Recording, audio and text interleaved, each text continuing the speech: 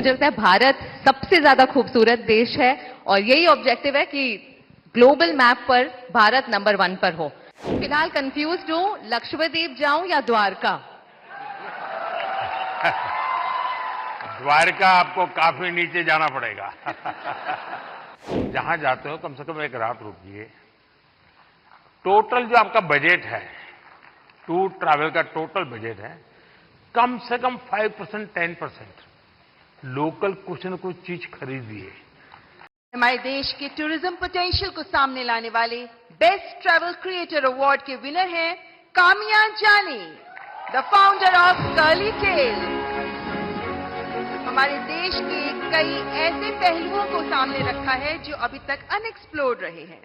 So the beauty of India has been showcased by her in her videos. That's Kamiya Jani. बहुत बहुत बधाई। Thank you so much. Thank you. Thank you. Kamiya ji बताइए। मुझे घूमने का बहुत शौक है और मुझे लगता है कि जब हम ऑफिस से थके आ रहे आते हैं या वीक भर पूरा काम करते हैं, वीकेंड में हमें एंजॉय करना चाहिए। जो इतनी ब्यूटीफुल नेचुरल ब्यूटी हिंदुस्तान में है वो एंजॉय करनी चाहिए। और मुझे लगता है भारत सबसे ज्यादा खूबसूरत देश है और यही ऑब्जेक्टिव है कि ग्लोबल मैप पर भारत नंबर 1 पर हो बस। और फिलहाल कंफ्यूज्ड हूं, लक्षद्वीप जाऊं या द्वारका?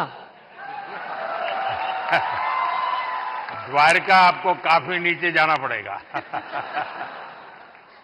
लेकिन वो मेरा अनुभव बहुत ही अद्भुत था।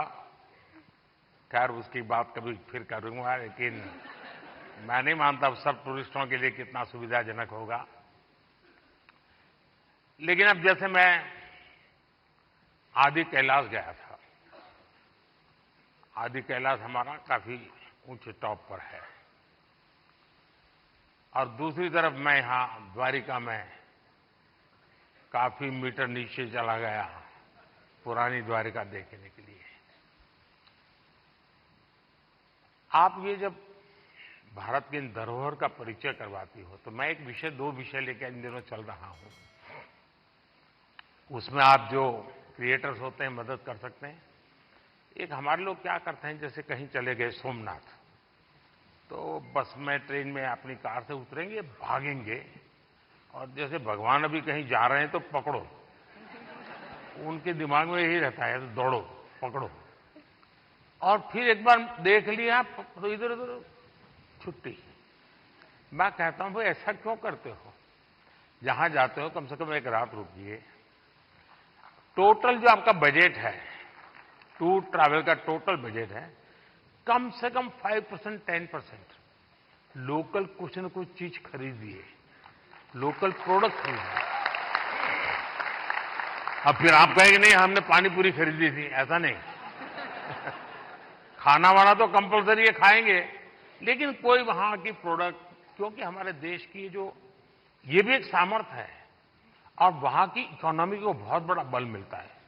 अब जैसे मान लीजिए आप बद्रीनाथ गए और वहीं से थोड़ा एक 5 किलोमीटर दूर मणा गांव गए और मणा गांव से हैंडीक्राफ्ट खरीदा, तो हिंदुस्तान का वो पहला गांव, उसके बाद चाइना आ जाता है, वो पहला गांव, वहां के कुछ चीजें खरीद करके अपने गांव ले जाओगे, देश की एकता को हमेशा हमेशा बनाए रखने में काम आएगा। तो कभी आप ऐसे विषयों को भी अगर प्रमोट कर सकते हैं तो बहुत अच्छा होगा। बिल्कुल। बहुत सारे मंदिर कवर किए हैं मैंने अपने वीडियोस में और आपका बहुत बड़ा थैंक यू, क्योंकि अब सारे ही मंदिरों को बहुत ही नया रूप मिल चुका है। So thank you for that. Thank you.